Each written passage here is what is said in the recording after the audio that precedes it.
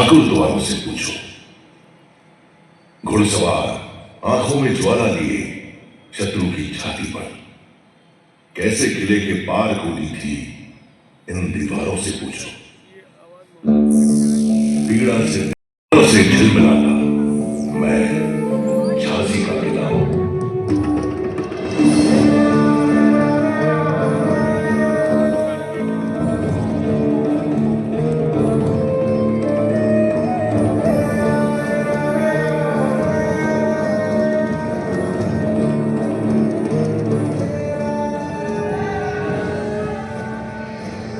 बेतवा और पहुंच नदियों के बीच बुंदेलखंड के पश्चिम में बसा है झांसी शहर। और झांसी शहर के केंद्र में अपनी ऊंची ऊंची प्राचीरों के साथ कई सदियों से खड़ा हुआ है झांसी का किला। सन 1613 ईस्वी में ओरछा नरेश महाराज वीर सिंह देव ने मेरा निर्माण करवाया था।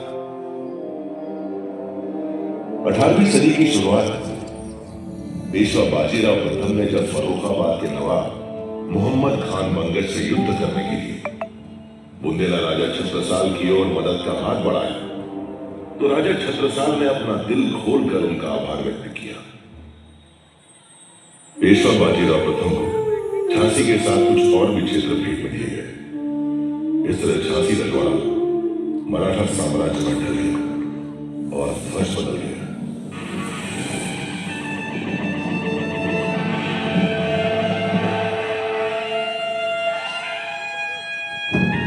18वीं सदी की समाप्ति के बाद झांसी की सूबेदारी का जिम्मा नेवालकर को सौंपा गया। इसी वंश ने भारत के मुकुट में वह अनमोल हीरा चला जिसकी अद्वितीय चमक पर भारतीय इतिहास गर्व करता है। नेवालकर वंश की वह वंश था जिसकी कहानी का सबसे महत्वपूर्ण अध्याय बनी झांसी की रानी लक्ष्मीबाई, भारत के प्रथम स्वतंत्रता संग्राम की नायक। मोरपन तांबे एक प्रतिष्ठित ब्राह्मण थे। उनकी पत्नी भागीरथी ने एक कन्या को जन्म दिया। पिता ने नाम रखा मणिकर्णिका। सबकी चहेती मणिकर्णिका को मां प्यार से मनु कहकर बुलाती थी और पेशवा बाजीराव द्वितीय छबीली कहकर पुकारते थे। जमुना जी की मृत्यु उपरांत मोरोपन तांबे जी काशी से बिठूर आ गए थे, जहां वे पेशवा बाजीराव द्वितीय के लिए काम करते थे। नटखट मासूम मणिकर्णिका सबकी चहेती थी, लेकिन कमाल है वह नहीं खेलती थी लट्टू या गिट्टी से।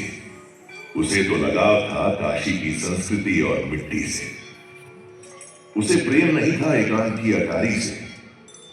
वह तो मैदान में खेलती थी बर्छी, ढाल, कृपाण और कटारी से। ज्ञान लेने के लिए नहीं जाती थी इस तक या उस तक। उसकी शिक्षिकाएं थी उस तक। किसे पता था इस छबीली मनु का रिश्ता झांसी से जुड़ने वाला है। झांसी के गणेश मंदिर में 19 मई 1842 के शुभ दिन पर नेवालकर के महाराज गंगाधर राव से उनका विवाह हुआ और मेरे आंगन में जब उनका प्रवेश हुआ तो लगा मानो साक्षात लक्ष्मी का आगमन हुआ है। काशी की मणिकर्णिका को झांसी ने नया नाम दिया, लक्ष्मीबाई। अपने नए नाम लक्ष्मीबाई के साथ वह झांसी के लिए लक्ष्मी बनकर ही आई थी। राज्य में वैभव लाई थी। विवाह के हर्षोल्लास के बीच ईस्ट इंडिया कंपनी की हुकूमत ने महाराज गंगाधर राव को आधिकारिक तौर पर झांसी का राजा स्वीकार किया।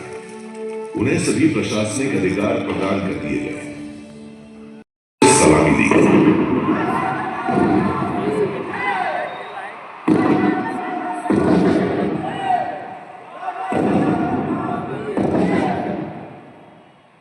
महाराज गंगाधर राव एक कुशल प्रशासक थे, काफी उदार और कला प्रेमी थे। उनकी नाट्यशाला में साहित्य, संगीत, नृत्य, नाटक की रसरसा होती रहती थी।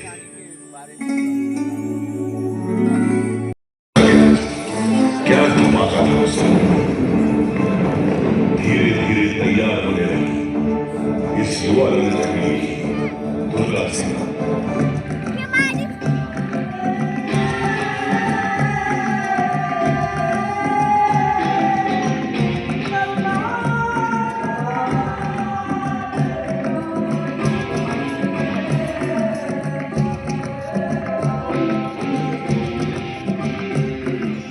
ऐगिरि नन्दिनि नन्दित मेदिनि विश्व विनोदिनि नन्दिनुते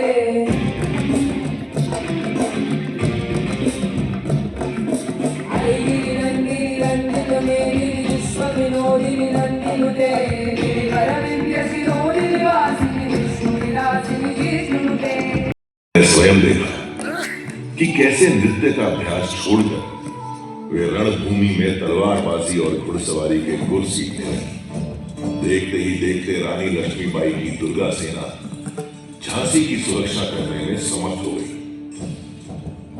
झांसी में जो लक्ष्मी बनकर आई थी वो अब दुर्गा बनकर प्रजा के दिल पर राज करने लगी। कुछ समय बाद वो पल भी आ गया जिसका झांसी राज्य बेसब्री से इंतजार कर रहा था। रानी लक्ष्मीबाई की गोद भर गई। झांसी राज्य को उसका उत्तराधिकारी मिल गया।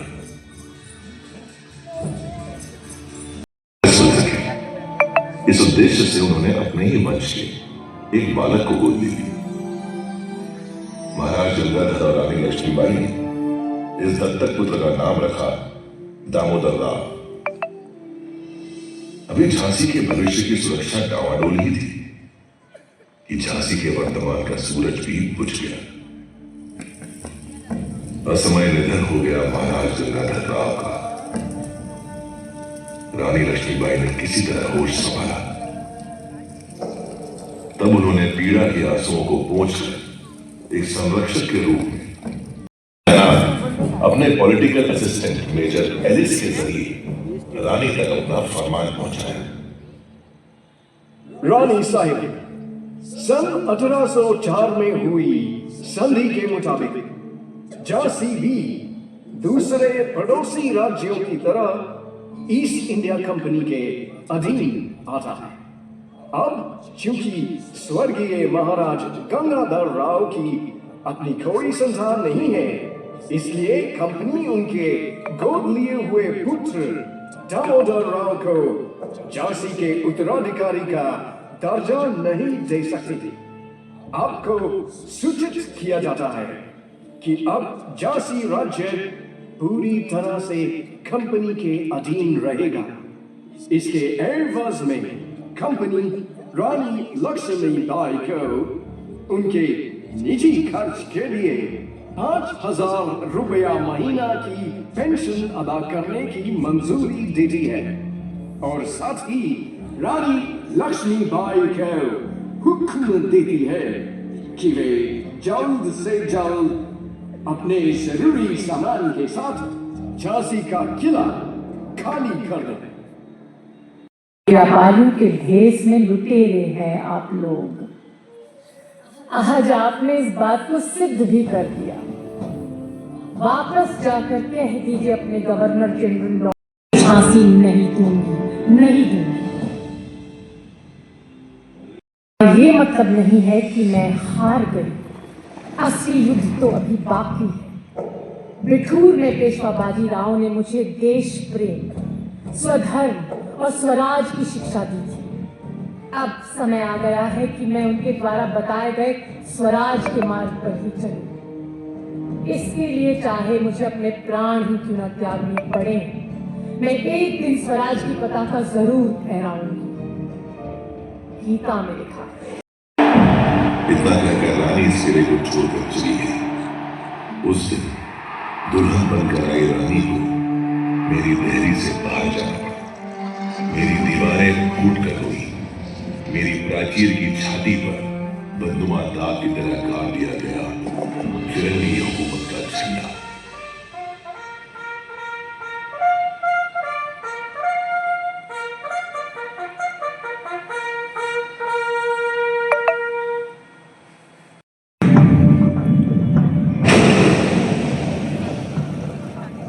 मंगल पांडे की शहादत का शुभ समाचार भी आया।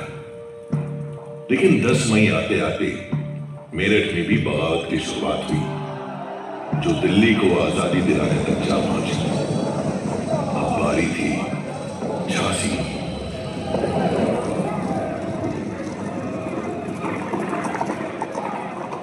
5 जून 1857 को 12वीं पैदल सेना के सिपाहियों ने स्टार फोर्ट पर हमला बोल दिया, जो अंग्रेजी कंपनी के अधीन था।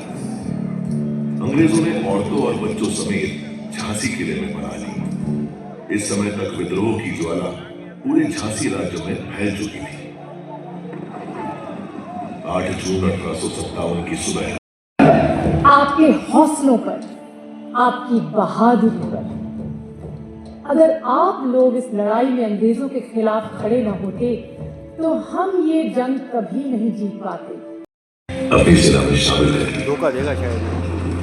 23 मार्च 1858 के दिन अंग्रेजों ने झांसी पर हमला बोल दिया।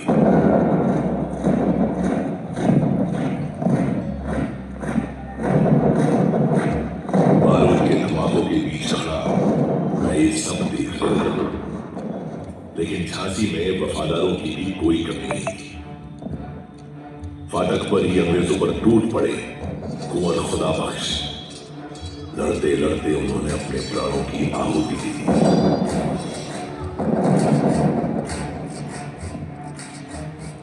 रणनीति के अनुसार तात्या टोपे ने बेतवा के किनारे 1 अप्रैल 1858 को अंग्रेजों पर धावा बोल दिया, लेकिन अंग्रेजी फौज ने उन्हें पीछे खदेड़ दिया। रानी लक्ष्मीबाई की रणनीति विफल हो चुकी थी। अब उन्हें स्वयं ही अंग्रेजों का सामना करना था। रानी लक्ष्मीबाई और उनकी सेना युद्ध के लिए तैयार थी। इधर किले के बुर्ज पर पहले गौस खां और फिर थोड़ी देर बाद मोतीबाई भी शहीद हुई। रानी लक्ष्मीबाई ने अपने 3 सबसे होनहार सैनिकों को खो दिया। आज भी इस किले की मिट्टी में ही सुपुर्दे खाक है ये शूरवीर। रानी अंग्रेजों का डटकर मुकाबला कर रही थी, लेकिन परिस्थितियां झांसी के विरुद्ध होती जा रही थी। उस समय अंग्रेजों को भ्रमित करने के लिए बहादुर झलकारी बाई रानी लक्ष्मीबाई का वेश धारण करके युद्ध भूमि में उतर गई।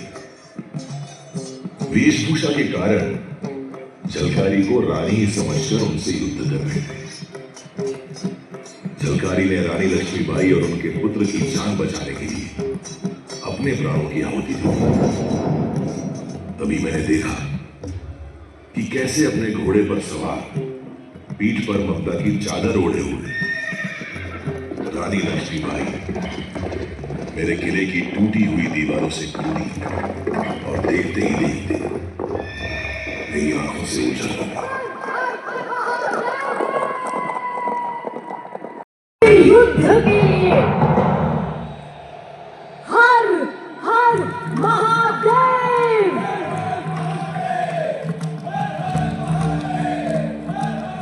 अंग्रेजों से अंतिम युद्ध का समय आ गया था।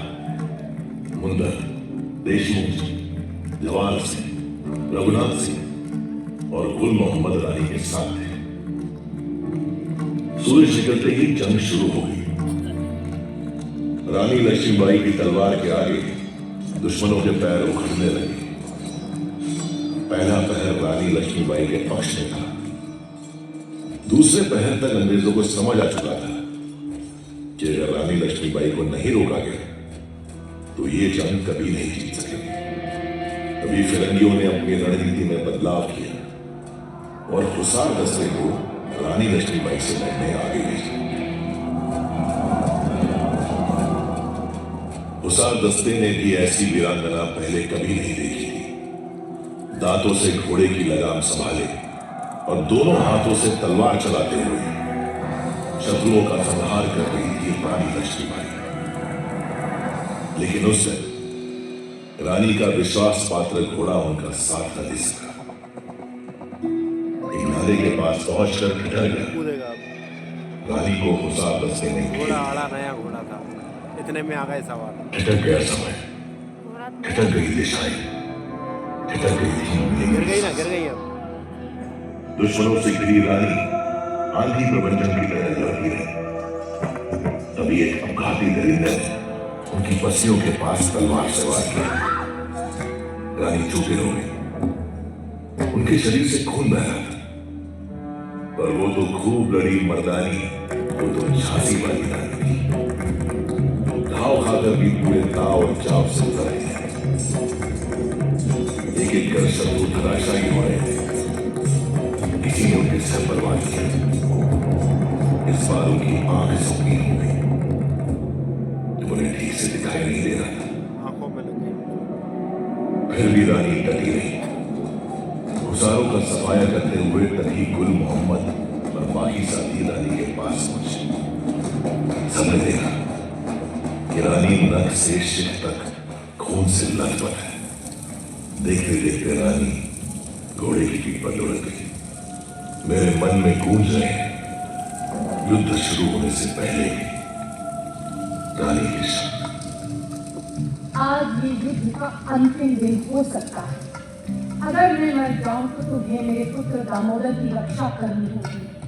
याद रहे, चाहे कुछ भी हो जाए, मेरी मौत के बाद कोई भी फिरंगी मेरे शरीर को छूने ना पाए।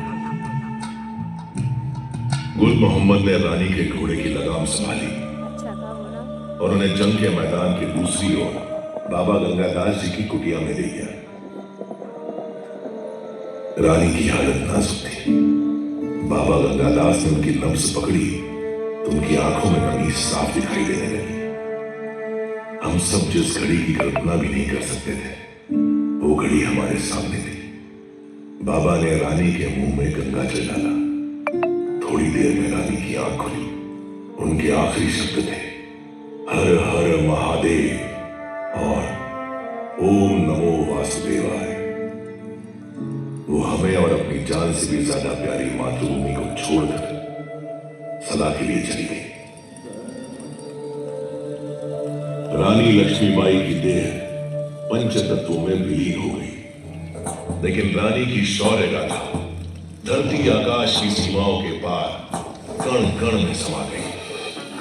रानी की कीर्ति समय के बंधनों को लांघकर आज भी हमारे सामने मौजूद है।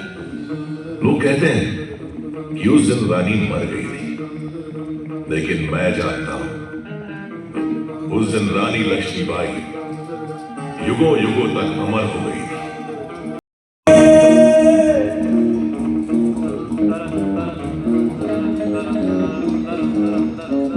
कानपुर के नाना की मुंह बोली बहन छबीली थी। नाना के संग पढ़ती थी, वो नाना के संग खेली थी।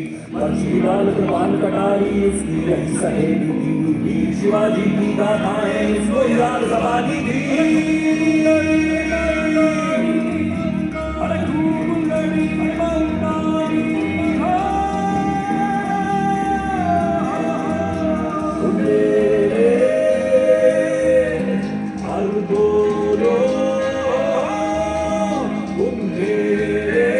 हर बोलो से हम